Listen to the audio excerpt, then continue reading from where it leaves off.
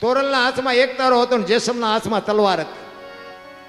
જેસલ તોરલને કહે છે કે તમે આખી રાત હોતા નથી, હોવા દેતા નથી, આ શું દુનિયાને કે રવાડે સડાવો છો, આ ભરમાવો છો રિયા રિયા એક તારા લઈ. તેથી સતી તોરલ જાડેજાને કહે છે કે દરબાર દરબાર માર્ગે સડો નકર ખોવાઈ જશો, રોતાય નહીં આવડે. ઈ કે નહીં, મારી તલવાર કરી તમારો એક તારો ન કરી શકે, કે ભૂલો છો, આ મારો એક તારો કરી તમારી તલવાર ન કરી શકે. બાપુ આ અત્યારે આપણે બેઠા છીએ ને, આ એક તારાના આધારે બેઠા છીએ, તલવારના આધારે નહીં.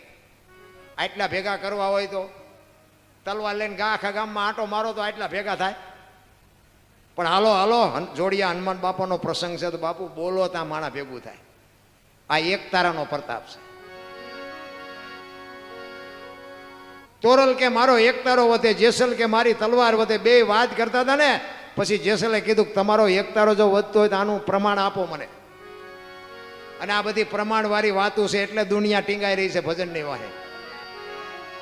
તોરલ કહે છે સમય આવશે ને હું તમને પ્રમાણ આપીશ.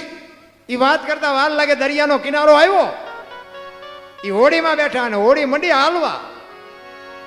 મધ દરિયામાં ભોગીને પવને દિશા બદલાવીને ખોરડા જેવડા જેવડા મોભા મીડાનું લડવા.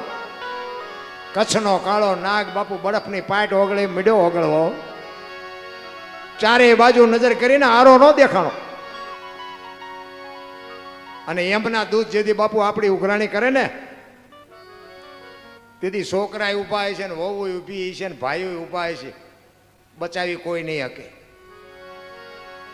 તેથી સતી તોરલ પાસે જાડેજો રાહ રાહ રાહ મીડ્યો રોવા. તોરલ તોરલ હમણાં હોડી બુડી જાય ને મરી જાય છું. અને એ વખતે તોરલે કીધું તમે કહેતા હતા ને મારી તલવાર વધે કે દરિયાને મડો કાપવા, હમણાં પગી જાય છે. અને અહીંયા બાપુ જાડેજાને હબાકો આવ્યો. એ કે હારો આ એક તારામાં એટલો પાવર છે તો અત્યારે ખબર પડી. મને તો એમ હતું કે આ તલવાર જેવું કાંઈ છે જ નહીં બીજું. જેસલ બાપુ એક સતી તોરલ પાસે ચારે બાજુ નજર કરીને, એક સતી તોરલ સિવાય કોઈ નથી, પાણીના લોટ જ ઉલડે છે.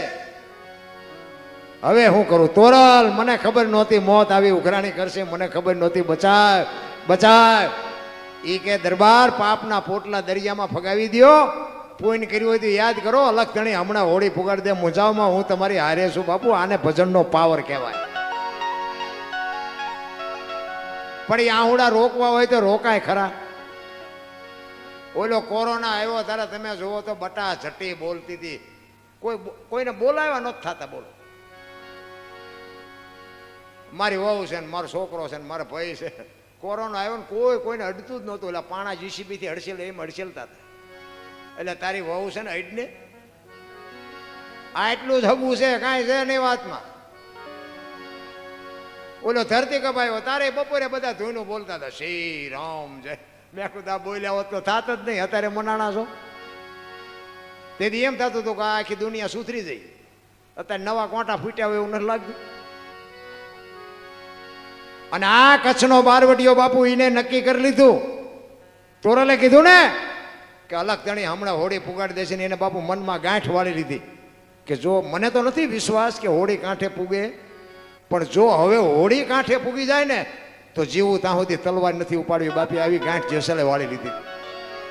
તો જેસલ પાપી કે આપણે પાપી? આપણે તો કોરોના આવ્યો ને ધરતી કપ આવ્યા ને વાવાઝોડા આવ્યા ને ઓલું ડેન્ગ્યુ કેવું કંઈક આવ્યું હતું, ચિકન ગુનિયા આવ્યો. ઓલું ડેન્ગ્યુમાં કે મચ્છર આવે અને મચ્છર આવે ને બેહે ને લોહી પીને પછી થેન્ક યુ કહીને વીવું જાય. હવે આ ડેન્ગ્યુ થઈ ગયો, આ નક્કી નહીં રહેવાનું. આટલી જ વાર લ્યો, મચ્છર હોય જેવડું આવડો મણ 3.5 મણનો માણા તમને કહું રબડ જેવો કરી નાખે. તોય આપણે હજી ઈશ્વરને સમજી જ નથી કે ભલા મને.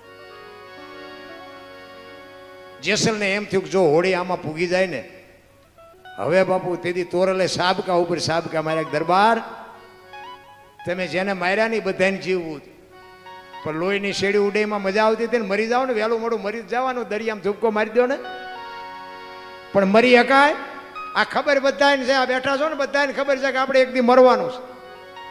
પણ મને ઝટ મારી નાખે એવી ઈચ્છા કોઈની હોય તો હું શું વાત કરો તો કોઈ નથી મારવું, મારે નથી મારવું, પણ ઉપાડી જવાનો છે વાત પાકી છે. બાકી દુનિયાને ભરમાવાનો કોઈ મતલબ જ નથી રહ્યા. એક કથાકાર હતા ને ગામમાં, કથા વાંચતા હતા અને કથા વાંચતા વાંચતા 2-5 દી થયા ને એટલે કથાના વક્તાએ કીધું આવી રીતે આખું ગામની મેદની બાપુ અકડા ઠઠ બેઠેલી અને કીધું કે છેલ્લા દિવસે સ્વર્ગમાંથી વિમાન આવવાનું છે, આમાંથી આવવું હોય ને ઊંચો હાથ કરો.